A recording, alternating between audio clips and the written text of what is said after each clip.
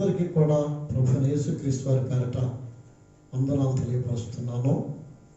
తలలో ఉంచినట్లయితే ఆరాధనా కార్యక్రమాన్ని ప్రారంభించుకుందాం. ప్రార్థన.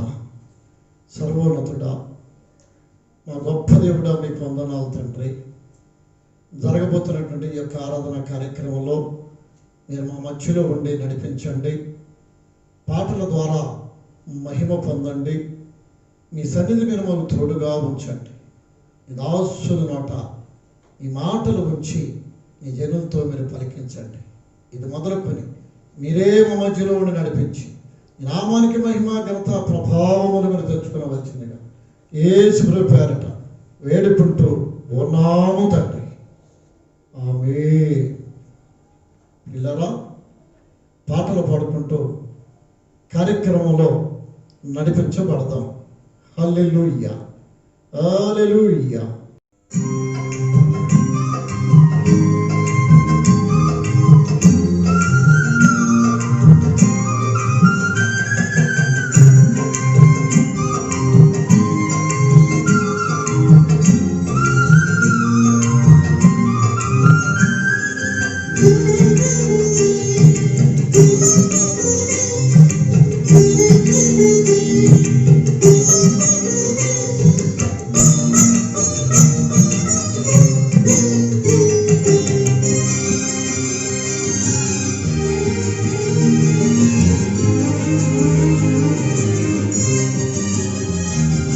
నా ప్రాణమా, నా అంతరంగమా, నాలో ఉన్న నా సమస్తమా.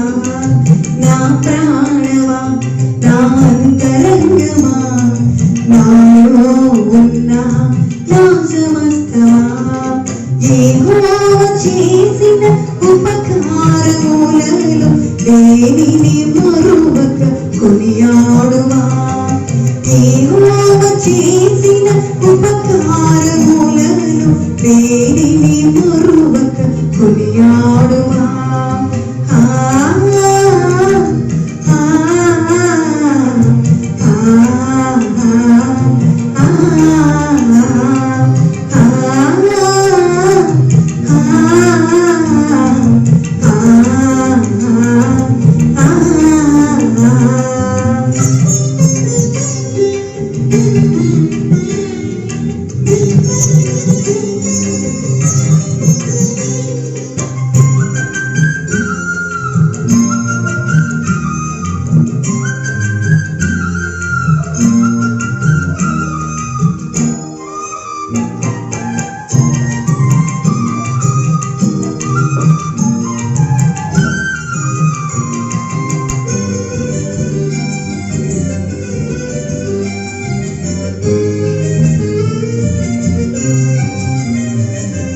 నీ దోషములన్నిటినీ క్షమించువాడు, నీ పాపములన్నీయు పారద్రోలువాడు.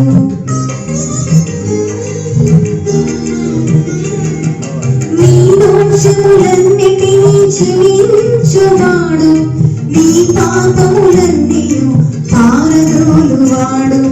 పరమ వైద్యుడు ప్రభుయేసుడు, పరిశుద్ధ నామమును సన్నుతించుమా. పరమ వైద్యుడు ప్రభుయేసుడు, పరిశుద్ధ నామమును సన్నుతించుమా. నా ప్రాణమా, నా అంతరంగమా, నాలో ఉన్న నా సమస్తమా.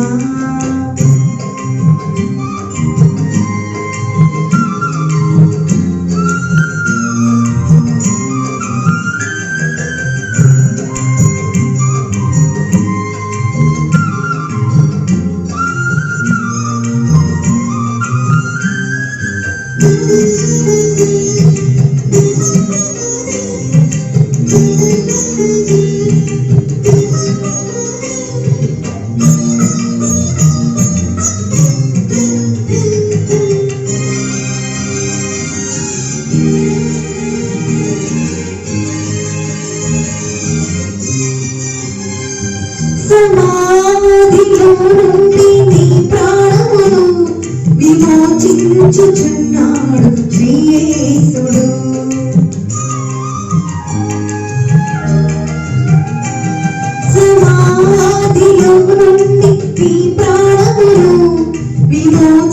వచ్చుచున్నాడు శ్రీయేసుడు. కరుణాకటాక్షములను నీకు కిరీటముగా ధరింపచేయును ప్రభుయేసుడు. కరుణాకటాక్షములను నీకు కిరీటముగా ధరింపచేయును ప్రభుయేసుడు. నా ప్రాణమా, నా అంతరంగమా, నాలో ఉన్న నా సమస్తమా.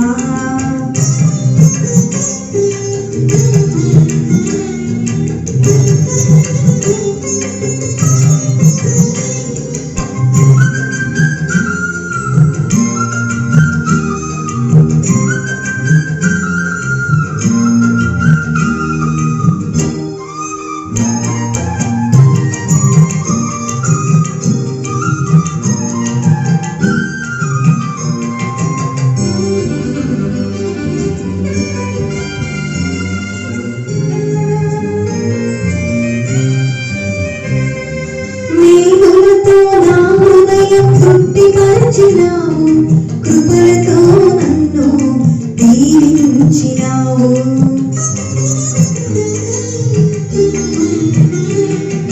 మేలులతో నా హృదయం తృప్తిపరచినావు, కృపలతో నన్ను దీవించినావు. మనసార నిన్నే స్తుతింతును, బ్రతుకంత నీ సేవనే చేతును. మనసార నిన్నే స్తుతింతును, బ్రతుకంత నీ సేవనే చేతును. నా ప్రాణమా, నా అంతరంగమా, నాలో ఉన్న నా సమస్తమా. నా ప్రాణమా, నా అంతరంగమా, నాలో ఉన్న నా సమస్తమా. యెహోవా చేసిన ఉపకారములలో దేనిని మరువక కొనియాడుమా. యెహోవా చేసిన ఉపకారములలో దేనిని మరువక కొనియాడుమా.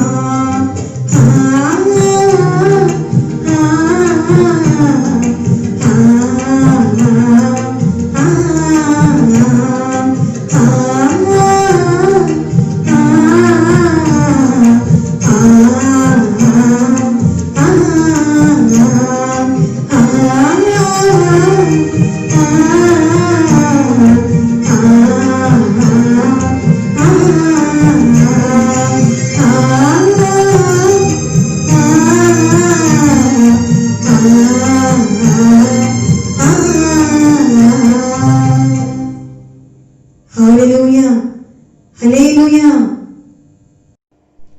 దేవుని నామానికి మహిమ కలుగును గాక. మీ అందరికీ కూడా నా హృదయపూర్వకమైనటువంటి నిండైన వందనాలు చెల్లించుకుంటున్నాను. ప్రియమైనటువంటి దేవుని బిడ్డలారా, మనమందరం కూడా ఆరోగ్యంగా బాగుండాలని చెప్పి ప్రతిరోజు మన దేశం గురించి, మనందరి గురించి ప్రార్థన చేస్తూ ఉన్నాము. దేవుని మందిరంలో మీరందరూ బాగున్నారనుకుంటున్నాను. అలాగనే వాక్యాన్ని ధ్యానించుకునే ముందు ప్రార్థన చేసుకుందాము. సర్వోన్నతుడైన మా తండ్రి, సకల ఆశీర్వాదములకు కారణభూతుడైన మా పరలోకపు రాజా, నీ ఘనమైన, పరిశుద్ధమైన, శ్రేష్టమైన, అమూల్యమైన, పవిత్రమైన నామానికి వందనాలు చెల్లిస్తున్నాం తండ్రి. ఇదిగో నాయనా, నీకు స్తోత్రములు. ఈ యొక్క 2020వ సంవత్సరములో మార్చి, ఏప్రిల్, మే నెలాఖరి దినముల వరకు కూడా ఈ కరోనా వైరస్ మహమ్మారి నుంచి మమ్ములను మీరు ఎంతగానో కాపాడిన విధానమును బట్టి నీకు కృతజ్ఞతాస్తుతులు చెల్లిస్తున్నామయ్యా. ఇక మీదటి నుంచి కూడా మీరు మమ్మలను కాపాడాలని నీ సన్నిధిలో ప్రార్థన చేస్తున్నాం. మమ్మలను కాపాడవలసింది మీరు మాత్రమే తండ్రి. నీకు స్తోత్రములు తండ్రి. యేసయ్యా, నీకు వందనాలు, స్తోత్రాలు చెల్లిస్తున్నాము నాయన. మోషే మందిరము దగ్గరకు నాయన నీ ప్రత్యక్షపు గుడారం మీద నీ మేఘం ఉంచబడినట్లుగా నా తండ్రి, మా యొక్క దేశము మీద నాయన నీ చల్లటి మేఘమును ఉంచి ప్రభువా మమ్మల్ని అందరినీ కూడా సంరక్షించి కాపాడి నడిపించి మమ్మల్ని దీవించమని నీ పాద సన్నిధిలో ప్రార్థన చేస్తున్నాం. ఇప్పుడు వాక్యమును ధ్యానించుకుంటూ ఉండగా కూడా మీరు మాతో ఉండి మమ్మల్ని నడిపించవలసినదిగా నజరేయుడని యేసు నామమున ప్రార్థించి వేడుకుంటూ ఉన్నాం తండ్రి, ఆమేన్. హల్లెలూయా. వాక్యాన్ని ధ్యానించుకుందాము. ప్రియమైనటువంటి దేవుని బిడ్డలారా, ఇర్మియా గ్రంథము 1వ అధ్యాయము 4వ వచనం నుంచి 10వ వచనం వరకు మొదటి మాట్లాడుకుందాము. ఇర్మియా గ్రంథములో నుంచి కొన్ని విషయాలు మనము నేర్చుకుందాము. ఇర్మియా గ్రంథము 1వ అధ్యాయము 4వ వచనం చదువుకుందాం. యెహోవా వాక్కు నాకు ప్రత్యక్షమై ఇలాగు సెలవిచ్చెను. గర్భములో నేను నిన్ను రూపింపక మునిపే నిన్ను ఎరిగితిని. నీవు గర్భము నుండి బయలుపడక మునిపే నేను నిన్ను ప్రతిష్ఠించితిని. జనములకు ప్రవక్తగా నిన్ను నియమించితిని. అందుకు అయ్యో ప్రభువగు యెహోవా చిత్తగించుము. నేను బాలుడనే మాట్లాడుటకు నాకు శక్తి చాలదని నేను అనగా యెహోవా నాకు ఇలాగు సెలవిచ్చెను. నేను బాలుడనని అనవద్దు. నేను నిన్ను పంపువారి అందరి యొద్దకు నీవు పోవలెను. నీకు ఆజ్ఞాపించిన సంగతులన్నీ చెప్పవలెను. వారికి భయపడకము. నిన్ను విడిపించుటకు నేను నీకు తోడై ఉండును. చాలండి. చూడండి ప్రియమైనటువంటి దేవుని బిడ్డలారా, దేవుడు ఇర్మియా తోటి మాట్లాడుతున్నాడు. ఇర్మియాకి తనకు తానుగా పరిచయం చేసుకుని అంటున్నాడు దేవుడు, నీవు తల్లి గర్భములో పిండమై ఉండంగానే నేను నిన్ను ఎరుగుదును. అంటే ఇప్పుడు ఇర్మియా బాల్య వయసులోనికి వచ్చాడు. హల్లెలూయా. బాల్య వయసులోనికి వచ్చినటువంటి ఇర్మియా తోటి దేవుడు మాట్లాడంటున్నాడు, నీవు తల్లి గర్భములో అంటే 3వ నెల కావచ్చు, 4వ నెల కావచ్చు, 5వ నెల కావచ్చు, 6వ నెల కావచ్చు. హల్లెలూయా. తల్లి గర్భములో నీవు పిండమై ఉండంగానే నేను నిన్ను ఎరుగుదును. హల్లెలూయా. అంటే ఆయన నువ్వేం పని చేయాలి? నువ్వు పాట పాడాలా, ప్రార్థన చేయాలా, బైబిల్ చదవాలా, దేవుని మందిరంలో పరిచర్య చేయాలా అనేది ఆయన చిత్తములో, ఆయన ఉద్దేశములో ఆయన ఒక్కొక్కరిని ఒక్కొక్క రకంగా మనల్ని ఎన్నుకుంటాడు. ప్రేమనటువంటి దేవుని బిడ్డలారా, అలాగే ఇర్మియా తోటి దేవుడు మాట్లాడి అంటున్నాడు, నీవు తల్లి గర్భములో పిండమై ఉండగానే నేను నిన్ను ఏర్పాటు చేసుకున్నాను.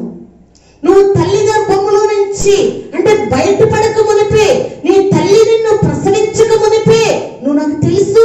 హల్లెలూయా అని దేవుడు మాట్లాడంటున్నాడు. ఏమంటున్నాడు? హల్లెలూయా. చదువుకుందాం. అక్కడ పిండమై ఉండగానే నువ్వు నాకు తెలుసు, నీ తల్లి గర్భములో నుంచి నువ్వు బయట పడక మునిపే నువ్వు నాకు తెలుసు అని అంటున్నాడు. అనేమంటున్నాడు? చదువుకుందాం. నేను బాలుడని అనవద్దు. అంటే బాల్య వయస్సులోనే దేవుడు మాట్లాడుతున్నాడు. నేను నిన్ను పంపువారి అందరి యొద్దకు. ఒకరు కాదండి, తూర్పు, ఉత్తరం, దక్షిణం, పడమట ఈ 4 దిక్కుల్లో నేను ఎక్కడికి వెళ్ళమంటే నువ్వు అక్కడికి వెళ్ళాలి. ఏ ప్రజల దగ్గరికి వెళ్ళమంటే ఆ ప్రజల దగ్గరకు నువ్వు వెళ్ళాలి. ఎవరితో నేను ఏది మాట్లాడమని నీకు తెలియచేస్తే అది నువ్వు మాట్లాడాలి. హల్లెలూయా. నీవు పోవలెను. నీకు ఆజ్ఞాపించినటువంటి సంగతులను చెప్పవలెను. నేను నీతో మాట్లాడతాను. కొన్ని విషయాలు నేను నీకు తెలియచేస్తా. ఇర్మియా, నువ్వు ఆ మాటలన్నీ కూడా వాళ్ళతోటి మాట్లాడాలి. వాళ్ళకు నువ్వు తెలియచేయాలి. అని చెప్పి దేవుడు మాట్లాడుతున్నాడు. వారికి భయపడకము, వారికి భయపడకము అంటే నేను ఎవరి యొద్దకు నిన్ను పంపిస్తానో ఇశ్రాయేలు ప్రజల దగ్గరకు పంపిస్తాడు. అలాగే ఎవరి యొద్దకు నేను నిన్ను పంపిస్తానో వారిని చూసి మాత్రము నీవు భయపడవద్దు. హల్లెలూయా. నీవేమాత్రము కూడా భయపడవద్దు, నేను నీకు తోడై ఉండి నిన్ను నడిపిస్తాను అని చెప్పి దేవుడు మాట్లాడుతున్నాడు. ప్రియమైనటువంటి దేవుని బిడ్డలారా, హల్లెలూయా. నేను నీకు తోడై ఉంటా. నీకెన్ని కష్టాలు వచ్చినా, నీకెన్ని శ్రమలు వచ్చినా, నీకెన్ని ఇబ్బందులు వచ్చినా నేను నీకు తోడై ఉంటాను అని చెప్పి దేవుడు మాట్లాడి పంపిస్తున్నాడు. అప్పుడు యెహోవా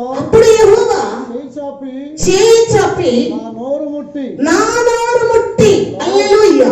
ఇర్మియా ఏమంటున్నాడంటే అప్పుడు యెహోవా తన చేయి చాపి నా నోరు ముట్టి హల్లెలూయా. చూడండి, ఆయన చేయి చాపి మన నోరు ముట్టితేనే మన నోటిలో నుంచి దేవుని వాక్కు బయలుదేరద్ది. ఆయన చెయ్యి చాపి మన నోరు ముట్టితేనే మన నోటిలో నుంచి దేవుని వాక్యమును బోధించగలిగేటటువంటి శక్తి దిగి వస్తుంది. దేవుని అభిషేకము దిగి వస్తుంది. దేవుని యొక్క శక్తి మనలో నరాలలో కూడా ప్రవహించుతూ ఉంటుంది. హల్లెలూయా. అందుకని ఆయన చెయ్యి చాపి నా నోరు ముట్టి హల్లెలూయా. ఇర్మియా నోరే కాదండి, నీ నోరు నా నోరు కూడా ఆయన ముడితేనే ఆయన పని చేయగలుగుతాము. ఆయన కొరకు మనము వాడబడగలుగుతాము. ఇదిగో నేను నీ నోట నా మాటలు ఉంచి ఉన్నాను. ఏమంటున్నాడంటే ఇర్మియా తోటి, ఇదిగో ఇర్మియా నీ నోట నా మాటలు ఉంచి ఉన్నాను. హల్లెలూయా. వేరే మాటలు లేవు ఆయన నోటి నుంచి. అబద్ధమైన మాటలు, మోసకరమైన మాటలు, కొండెమని చెప్పే మాటలు, సంసారాలను బాగు చేసే మాటలు, భార్య భర్తలను విడగొట్టే మాటలు ఆయన నోట లేవు. ఆయన నోట ఏ మాటలు ఉన్నాయంటే దేవుని మాటలు మాత్రమే ఉన్నాయి. హల్లెలూయా. ఆయన నోట ఏ మాటలు ఉన్నాయంటే పెళ్ళగించుటకును, వెరగగొట్టుటకు, నశింపచేయుటకు, పడద్రోయుటకు, కట్టుటకు, నాటుటకు. ఈ పెళ్ళగించేది ఏంటంటే ప్రియమైనటువంటి దేవుని బిడ్డలారా, కొంతమంది అంటారు భార్య భర్తలను విడగొట్టేస్తారు, కొంతమంది అంటారు అక్క చెల్లెలను విడగొట్టేస్తారు, కొంతమంది అంటారు తోడి కోడలను విడగొట్టేస్తారు, కొంతమంది అంటారు కుటుంబాలను చెక్కల ముక్కలుగా విడగొట్టేస్తారు. కానీ ఇర్మియా విడగొట్టే ప్రవక్త కాదు, విడగొట్టే వ్యక్తి కూడా కాదు, విడగొట్టే దైవజనుడు కాదు. హల్లెలూయా. ఎవరంటే ఆయన కుటుంబాలను కట్టి, సంసారములను కట్టి, ఇశ్రాయేలు ప్రజలను కట్టి మన జీవితాలను బాగు చేయడానికి ఎక్కడికి పంపిస్తున్నాడు అనుకుంటున్నారు? ఇశ్రాయేలు ప్రజలంతా దేవునికి తిరుగుబాటు చేసి విగ్రహారాధన చేస్తుంటే వారి యొద్దకెళ్ళి వారితో మాట్లాడని చెప్పాడు. నా మీద తిరుగుబాటు చేస్తున్నారు, విగ్రహారాధన చేస్తున్నారు, వారి దగ్గరికి వెళ్ళి నువ్వు అని చెప్పాడు. ఏది పెళ్ళగించమన్నాడంటే వారిలో ఉన్న వ్యతిరేకతను పెళ్ళగించమన్నాడు. వారు అబద్ధమాడుతుంటే దానిని పెళ్ళగించి నా వాక్యమని చెప్పి, ప్రవచనము చెప్పి, సరిచేసి, బోధించి బాగు చేయి. మనిషిని లోకములో నుంచి బయటికి తీసుకుని వచ్చి పెళ్ళగించటం. దేన్ని పెళ్ళగిస్తామండి? ఒక చెట్టు కాయలు కాయకపోయినా, పువ్వులు పొయ్యకపోయినా దాని చుట్టూ తవ్వి పెళ్ళగించి నీరు పోసి మందులేసి దానికి సంబంధించినటువంటి యూరియా వేసి ఆ చెట్టుని సాగు చేసుకుంటున్నాం. అలాగే మనం చెట్టు లాంటి వారిని ఇశ్రాయేలు ప్రజల దగ్గరికి పంపించి దేవుడు అంటున్నాడు పెళ్ళగించుటకు. హల్లెలూయా. వారిలో ఉన్నటువంటి చెడు హృదయమును, అబద్ధమును, మోసమును, అన్యాయమును పెళ్ళగించి తీసేసి తర్వాత విరగొట్టుటకు వారిలో ఉన్నటువంటి వ్యతిరేకతను వాక్యము ద్వారా, ప్రవచనము ద్వారా విరగొట్టి హల్లెలూయా పడద్రోయుటకు కట్టుటకును వారిలో ఉన్న వ్యతిరేకతను పడద్రోసి, అన్యాయమును పడద్రోసి, క్రూరద్రోసి ఆ మనిషిని తీసుకొచ్చి నా మందిరములో నాటుటకు. హల్లెలూయా. ఎక్కడ నాటుతాడండి? దేవుని మందిరములో నాటడానికి. ఇలా మాట్లాడుతున్నాడు దేవుడు ఇర్మియాతోటి. నేను ఈ దినమున జనముల మీదను రాజ్యముల మీదను నిన్ను నియమించి ఉన్నాను. ఎలాంటి పిలుపండి అయింది? పెళ్ళగించి, విరగగొట్టి, నాటి, కట్టి నీ నోట నా మాటలు ఉంచాను, నేను నీకు తోడై ఉంటాను అని చెప్పి బాల్య వయసులోకి వచ్చినటువంటి ఇర్మియాతోటి తన తల్లి గర్భములో పిండమై ఉన్నగా నువ్వు నాకు తెలుసు ఇర్మియా అని చెప్పి దేవుడు మాట్లాడిన తర్వాత ఆయన శ్రమలు చూడండి. సేవకులమైనటువంటి మనతో కూడా దేవుడు మాట్లాడతాడు. నేను నిన్ను వాడుకుంటాను అన్నప్పుడు ఎంతో సంతోషపడిపోతాం మనం. దేవుడు వాడుకుంటాడంట. నేను అలా వాక్యం చెప్తా, నేను ఇలా వాక్యం చెప్తా అని చెప్పి. హల్లెలూయా, హల్లెలూయా. కానీ దేవుని వాడుకునే విషయంలో శ్రమలుంటాయి, కష్టాలుంటాయి, శోధనలుంటాయి, ఇరుకులుంటాయి, ఇబ్బందులుంటాయి, ఆర్థిక సమస్యలుంటాయి. ఇవన్నీ భరిస్తూ దేవుని వాక్యమును బోధించే వారంగా ఉండాలి మనం. హల్లెలూయా. ఇర్మియాతోటి దేవుడు మాట్లాడి, నీ నోట నా మాటలు ఇచ్చాను, నేను నీకు తోడై ఉన్నా ఇర్మియా అని చెప్పి, నువ్వు ఎక్కడికి వెళ్తే అక్కడికి నేను వస్తా, నీతో ఉంటా అని చెప్పి బలపరిచి మాట్లాడి తనకు తానుగా పరిచయం చేసుకుని ఇశ్రాయేలు దగ్గరికి పంపించాడు. ఎన్నో కష్టాలు పడ్డాడు ఇర్మియా. ఒక కష్టం కాదు, 2 కష్టాలు కాదు, చాలా కష్టాలు పడ్డాడు. బంధించబడ్డాడు, చెరసాల్లో వెయ్యబడ్డాడు, కొట్టబడ్డాడు, రాళ్లతో తరంబడ్డాడు, రాళ్లతో కొట్టబడ్డాడు, హింసించబడ్డాడు. పచ్చి నిజాలు చెప్పి ఇశ్రాయేలును సరిచేయటానికి. చూడండి ఇర్మియా గ్రంథం. ఇలా తల్లి గర్భములో పిండమై ఉండంగానే ఏర్పాటు చేసుకున్నానని చెప్పిన ఒక బాలుడితో మాట్లాడినటువంటి దేవుడు. ఒక్కసారి 38వ అధ్యాయం చదువుకుందామండి. ఆయన ఎన్ని కష్టాలు పడ్డాడో. చాలా కష్టాలు పడ్డాడు. కానీ నేను కొన్ని వాటిని మీకు జ్ఞాపకం చేస్తున్నాను. యెహోవా ఇలాగు సెలవిచ్చుచున్నాడు. 38వ అధ్యాయం.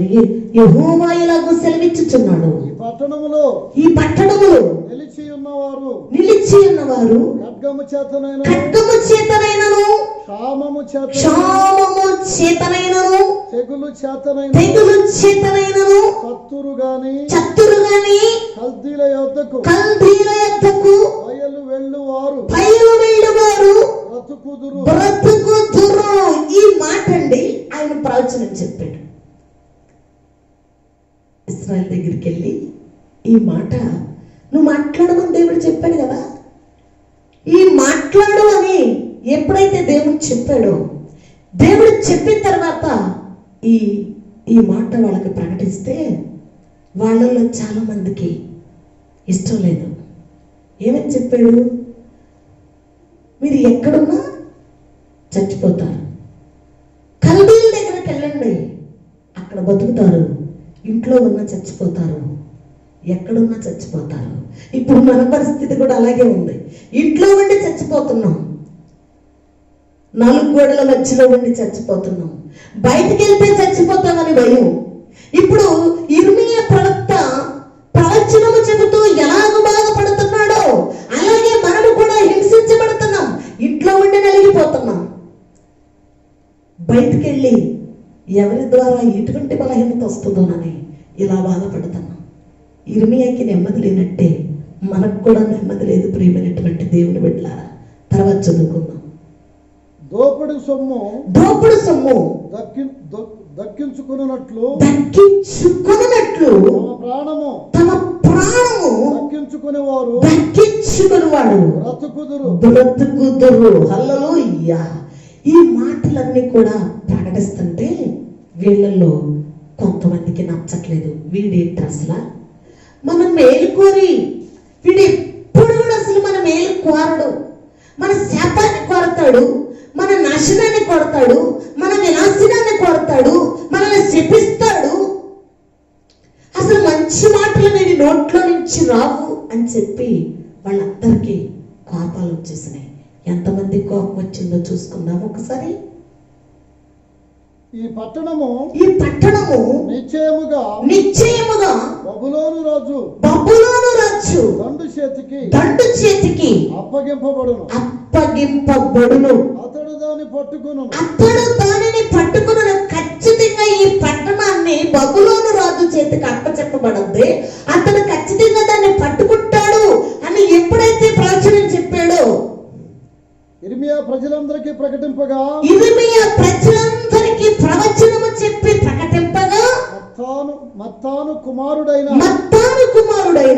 షపట్య, పషూరు కుమారుడైన గెదల్యాను, షలేమ్యా కుమారుడైన యూకులును, మల్కియా కుమారుడైన పషూరును వినిరి గనుక ఆ ప్రధానులు వీళ్ళు నలుగురండి ప్రధానులంట. పనికి వాళ్ళు ప్రధానులు. హల్లెలూయా. సంఘాల్లో కూడా ఉంటారు కొంతమంది, సేవకుల్లో కూడా ఉంటారు కొంతమంది. అంటే నేను మంచిదాన్ని మీకు చెప్పట్లేదండి. చెడిపోయిన వారు సేవకులు ఉంటారు, చెడిపోయిన వారు విశ్వాసులు ఉంటారు, అన్ని రకాల వాళ్ళు ఉంటారు. హల్లెలూయా. ఏం చేస్తున్నారు ఈ నలుగురు? ఆ ప్రధానులు రాజుతో మనవి చేసినది ఏమనగా, ఈ మనుష్యుడు ఈ ప్రజలకు నష్టమును కోరువాడే గాని క్షేమము కోరువాడు కాదు. హల్లెలూయా. ఏమంటున్నాడు? వీడు ఎప్పుడు కూడా మన నష్టాన్ని కోరతాడు, మన శాపాన్ని కోరతాడు, మన నాశనాన్ని కోరతాడు. వీడెప్పుడు కూడా మన మేలు కోరడురా. కానీ అక్కడ దేవుడు ఏమంటున్నాడు? నేనే మాటలు నీకు ప్రకటిస్తున్నానో అదే మాట్లాడంటున్నాడు. నీ నోట నా మాటలు పెట్టాను అంటున్నాడు. హల్లెలూయా. నేనేది మాట్లాడతానో నువ్వు అదే మాట్లాడాలని అక్కడేమో దేవుడు బాలుడై ఉండగానే ప్రత్యక్షమై మాట్లాడితే, వీళ్ళేమంటున్నారు ఇక్కడ? వీడు ఎప్పుడు శపిస్తాడురా మనల్ని, ఎప్పుడు ద్వేషిస్తాడురా మనల్ని, మన నాశనాన్ని కోరుతున్నాడు రా వీడు చంపేద్దాం. ఇతడు ఇట్టి సమాచారము వారికి ప్రకటన చేయగా ఈ పట్టణములో నిలిచి ఉన్న యోధుల చేతులను ప్రజలందరి చేతులను బలహీనము చేస్తున్నాడు. మనందరినీ కూడా మన హృదయాలను బలపరుస్తున్నాడు, మనల్ని బలపరుస్తున్నాడు. మనం బలమైన వారమే, మనం అలాంటి వారమే, మనం ఎలాంటి వారమే. మనల్ని వీడు నష్టపరిచేస్తున్నాడు, కృంగదీస్తున్నాడు మనల్ని వీడు మాటల ద్వారా. ఇవి చంపేద్దాం, ఇవి ఏం చేద్దాం? చిత్తగించి వారికి మరణ శిక్ష విధించుము. హల్లెలూయా. ఏం చేస్తారంట వాళ్ళు? దేవుడు పిలిచినటువంటి ఇర్మియా ప్రవక్త బాలుడై ఉండగా దేవుడు ప్రత్యక్షమై మాట్లాడినటువంటి ఇర్మియా ప్రవక్తని చంపేస్తారంట. కుట్ర చేసి, ఆలోచన చేసి. నచ్చలా. యథార్థం మాట్లాడే వాళ్ళకి నచ్చరు, నిజాన్ని పలికే సేవకులు నచ్చరు. 4 అబద్ధాలు చెప్పి దేవుని మందిరంలో అర్హత లేని వారికి అర్హతను కల్పించి సింహాసనం మీద కూర్చోబెట్టిన వాళ్ళు నచ్చుతారండి. హల్లెలూయా. ఈ మనిషి పోతాడేమో, వెళ్ళిపోతాడేమో నా మందిరంలో నుంచి, కుటుంబం వెళ్ళిపోతేమో నా మందిరంలో నుంచి అని అర్హత లేకపోయినా అర్హతనిచ్చి కూర్చోబెట్టుకునేటటువంటి వారు కూడా ఉంటారు. ఇది నిజమేనా? ఈ పరిచర్య అప్పచెప్పటం నిజమా?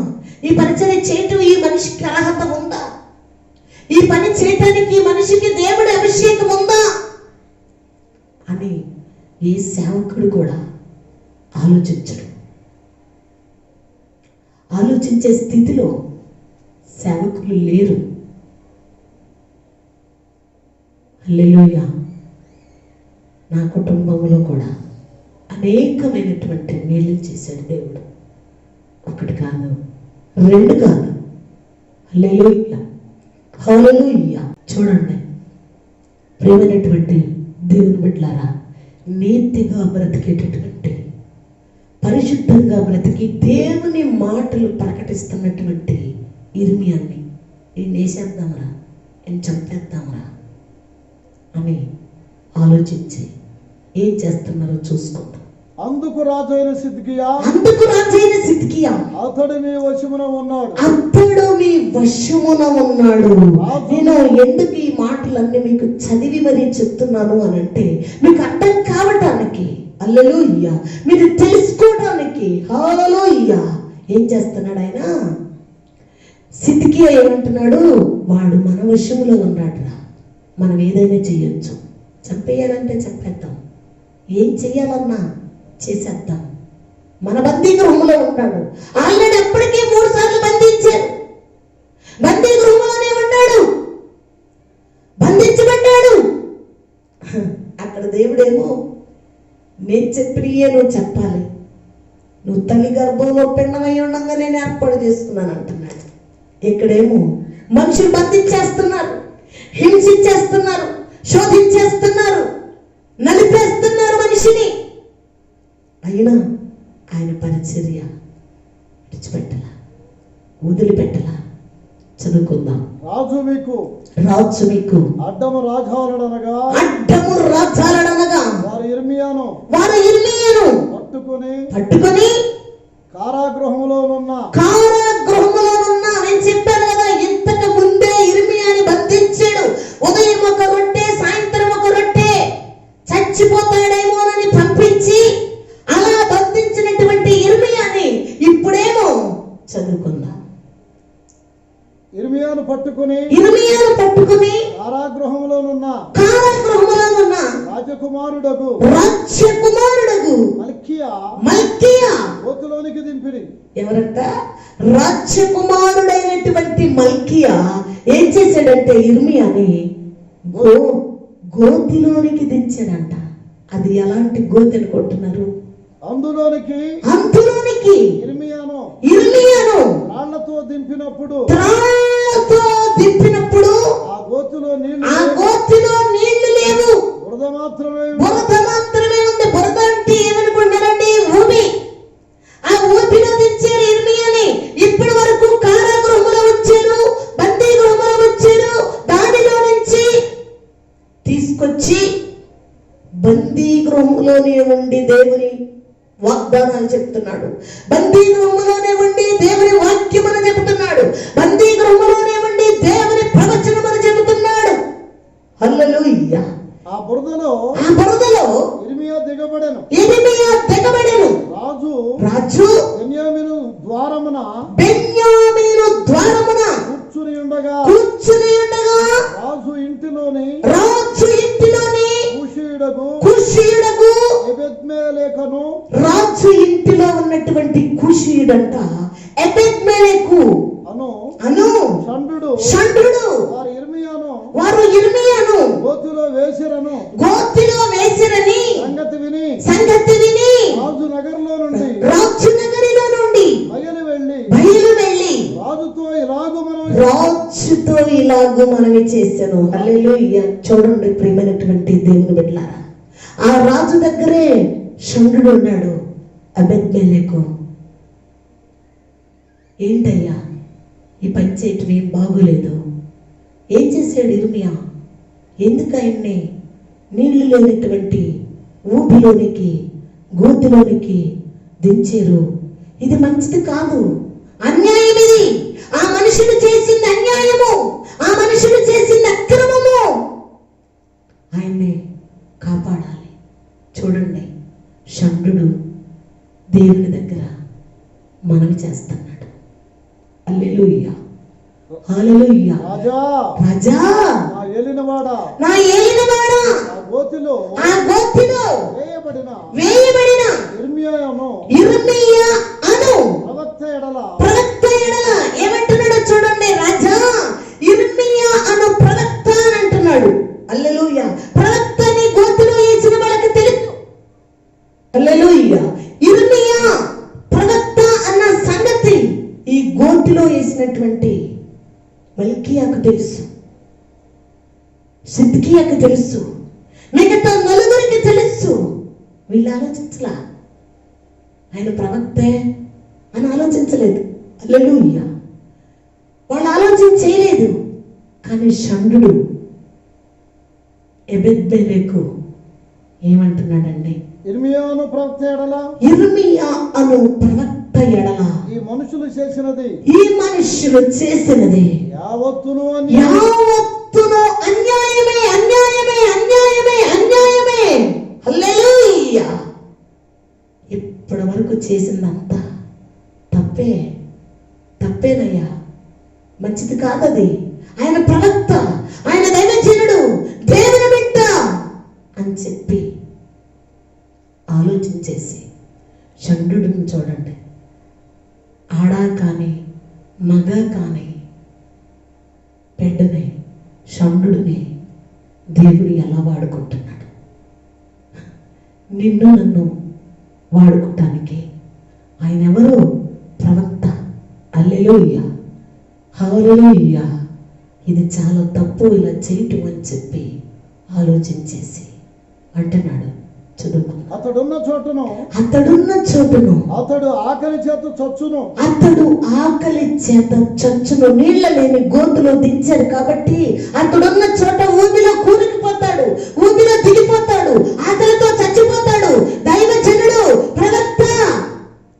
అది నాకు ఇష్టం లేదు. హల్లెలూయా. రాజా పట్టణములోనైనను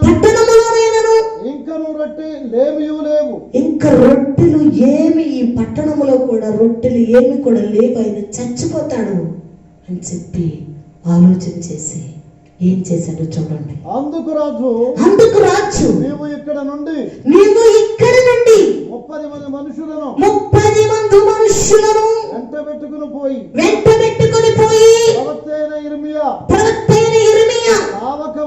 చావకమునుపు ఆ గోతిలో నుండి అతనిని తీయించమని కూషీయుడగు ఎబెద్మెలెకును సెలవీయగా రాజుతో చెప్తున్నాడు. ఆయన సేవకుడు, ప్రవక్త చచ్చిపోతాడు, ఆయన కాపాడాలి.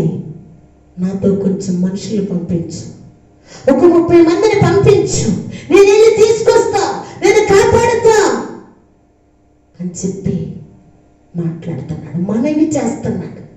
హల్లెలూయా. హల్లెలూయా. ఒక దైవజనుల గురించి నీవు ఎప్పుడైనా దేవుని సన్నిధిలో మనవి చేసావా?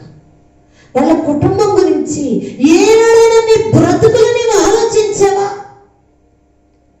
చూడండి, యిర్మీయా ప్రవక్త గురించి షండు ఆలోచిస్తున్నాడు, ఎబెద్మెలెకు ఆలోచిస్తున్నాడు. చదువుకుందాం.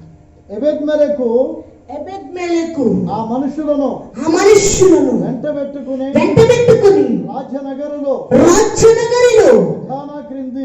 ఖజానా క్రింది గదిలోనికి వచ్చి అచ్చట నుండి పాతవైన చింకి పాత చిరిగిపోయిన బట్టలన్నీ చిరిగి చిరాకులైన గుడ్డ పాతలను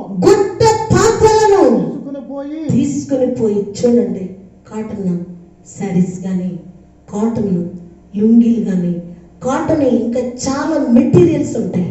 ఇవన్నీ కూడా అంట చిరిగిపోయి, సిల్క్ కాదండి, పట్టు కాదు, సిల్క్ కాదు, సన్నని నార బట్టలు అంటే కాటన్, ఇవన్నీ చిరిగిపోయినటువంటి, ఎందుకు పనికిరాని పారవేసేటటువంటి చికాకులైన మన ఇంట్లోనే మనం ఉంచుకో, మన గృహంలోనే మనం ఉంచుకోవాలని.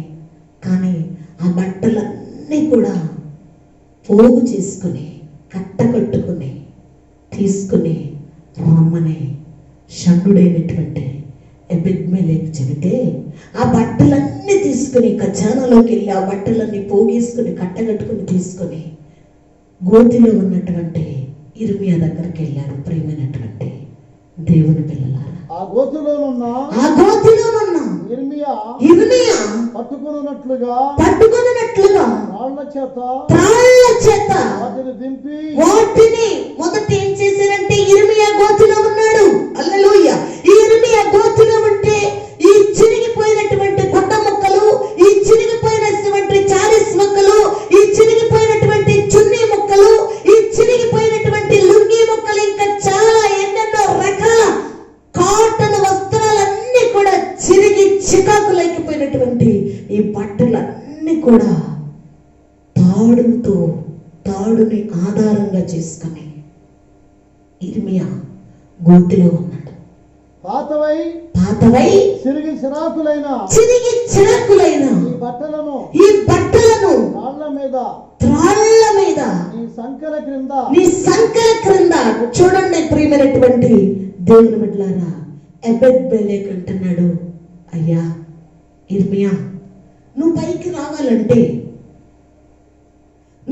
రావాలంటే త్రాళ్లతోటి, ఎందుకంటే ఈ రెండు సంకల క్రింద తాళ్ళు కట్టి ఆ తాళ్ల సహాయముతో ఎబెద్మెలెకు ఇంకా 30 మంది మనుషులు వెళ్ళారు కాబట్టి వాళ్ళు పైకి లాగటానికి ఈ సంకల క్రింద ఏం చేస్తాడంటే ఈ చిరిగి చికాకులైపోయినటువంటి బట్టలన్నీ ఈ చంకల కింద పెట్టుకోమని చెప్పాడు. ఎందుకంటే తాడు సహాయము, తాడు కట్ చేసేస్తుంది, సంక కట్ చేసేస్తుంది, తాడు కట్ అయిపోతుంది. మీకు తెలుసా సంగతి? కాబట్టి అలా తనకి ఎటువంటి ప్రమాదము కూడా లేకుండా ఆ తాడుల ద్వారా ఆ సంకల కింద ఆ బట్టలు కట్టుకుని దానిపైన తాడు కట్టి చదువుకుందామా? ఇర్మియా అలాగు చేయగా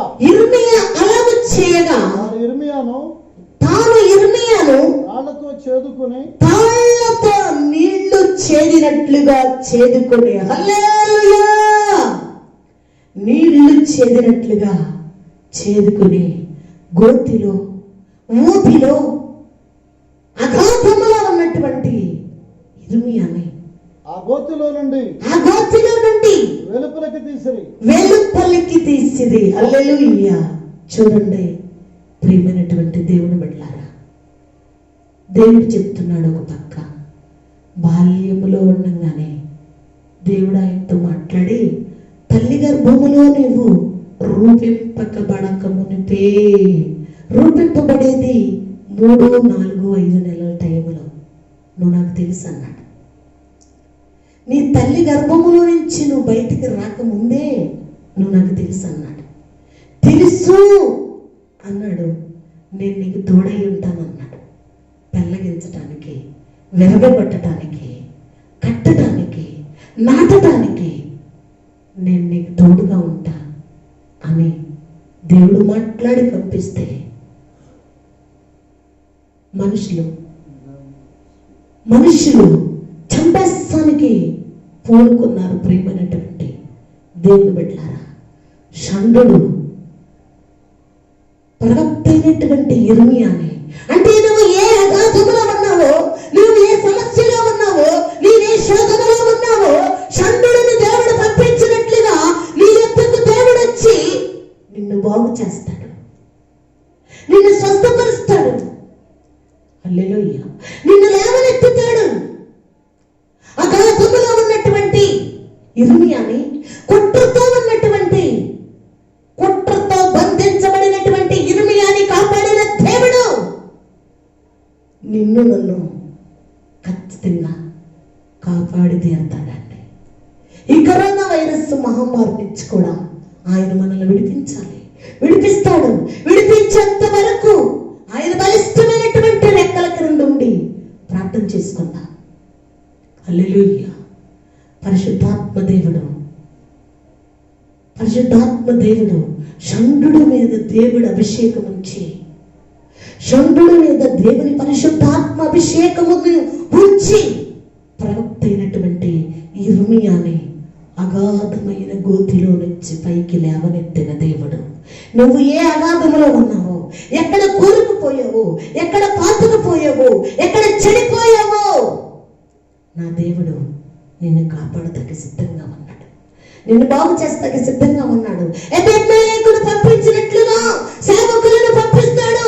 ఎబెద్మెలెకును వాడుకున్నట్లుగా నిన్ను వాడుకుంటాడు, నిన్ను లేవనెత్తుతాడు. హల్లెలూయా. నువ్వు ఎలాంటి సమస్యలు, నీ సమస్యలో నువ్వు కృంగిపోతున్నావేమో, కృంగిపోమాక.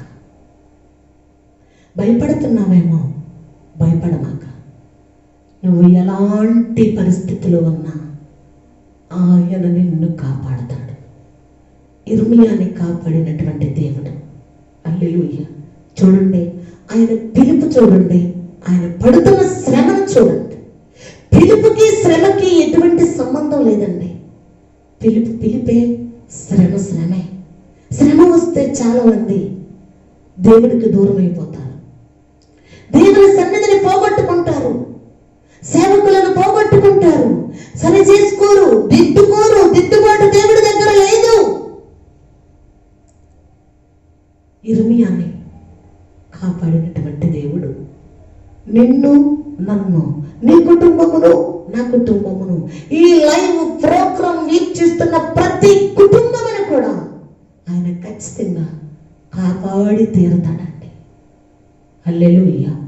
ఏ మనుషులు నీ మీద కుట్ర చేసినా, ఏ మనుషులు నిన్ను అనరాని మాటలతో అతి భయంకరంగా నిన్ను హింసించిన, యిర్మీయాకి తోడై ఉన్న దేవుడు నీకు కూడా తోడై ఉంటాడు. యిర్మీయాని కాపాడిన దేవుడు నిన్ను కూడా కాపాడతాడు. హల్లెలూయా. షండుడి మీద, షండుడిని వాడుకున్నాడు. ఆ షండుడి స్థానంలో నువ్వు ఉండొచ్చు. దైవజనుడు, ప్రవక్త, దేవుని ప్రవక్తని వాడుకోవటానికి, కాపాడటానికి షండుడిని దేవుడు వాడుకున్నాడు కదండి. మరి సేవకులను కాపాడటానికి ఆ షండుడి స్థానంలో నువ్వు ఉండకూడదా? నేను ఉండకూడదని నువ్వు ఎందుకు అనుకోకూడదు? అనుకుని నేనే ఒక షండుడిని అవుతాను, సేవకులకి అండగా ఉంటాను, సేవకులకి నేను అండగా ఉండి, సంఘానికి నేను అండగా ఉండి, నాకు చేతనైన సహాయం చేస్తాను అని నీవు ఒక షండుడివి కావాలి. దేవుడు పిలిచిన పిలుపు, నా పిలుపులో నేను దేవుని పరిచర్యలో ఉన్నా, నీ పిలుపులో నీవు దేవుని పరిచర్యలో ఉంటా. హల్లెలూయా. అలా ఉండగలిగేమో కాబట్టే నా జీవితంలో, నా కుటుంబంలో యిర్మీయాని కాపాడినట్లుగా నా కుటుంబం అంతా కూడా దేవుడు మమ్మల్ని కాపాడమంటే ఈరోజు మీరు ఈ వాక్యాన్ని వినగలుగుతున్నారు. హల్లెలూయా. హల్లెలూయా. నా గృహములో షండుడు ఉండాలి, నీ గృహములో కూడా ఒక షండుడు ఉండాలి, నీ గృహములో కూడా ఒక యిర్మీయా ప్రవక్త ఉండాలి, నా గృహములో కూడా ఒక యిర్మీయా ప్రవక్త ఉండాలి. నా గృహములో దేవుని యొక్క మహాకృపను బట్టి దేవుని పరిచర్యలోనే ఉన్నాం. నీవు కూడా ఒక యిర్మీయా ప్రవక్తవి కావాలి. శ్రమల యందు సహించుకుని, ఓర్చుకుని ఆయన పరిచర్య చేయి. షండుడిని ఏర్పాటు చేసిన దేవుడు, ఆ స్థానంలో దేవుడు నిన్ను కాపాడతాడు. తలల వంచండి, ప్రార్థన చేసుకుందాం. సర్వోన్నతుడా, మహోన్నతుడా, మహాగణుడా, జీవము కలిగిన దేవా, జీవాధిపతి, ఆది సంభూతుడా, కరుణామయుడా, దయామయుడా, కృపామయుడా, నీ వందనాలు చెల్లిస్తున్నావయ్యా. ప్రవక్త అయినటువంటి యిర్మీయాని కాపాడిన దేవుడవు అయ్యా. మనుషుల కుట్రను ఛేదించి వేశావు, మనుషుల కుట్రను ఛేదించి నీ ప్రవక్తను కాపాడుకున్నావు. నువ్వు ముందుగానే చెప్పావు, నేను నీకు తోడై ఉంటానని. అలాగే తోడై ఉండి కాపాడినందుకు నీకు వందనాలు చెల్లిస్తాం. ఎబెద్మెలెకులు మా ఇంట్లోనే ఉండాలి, యిర్మీయాలు మా గృహముల్లోనే ఉండాలి.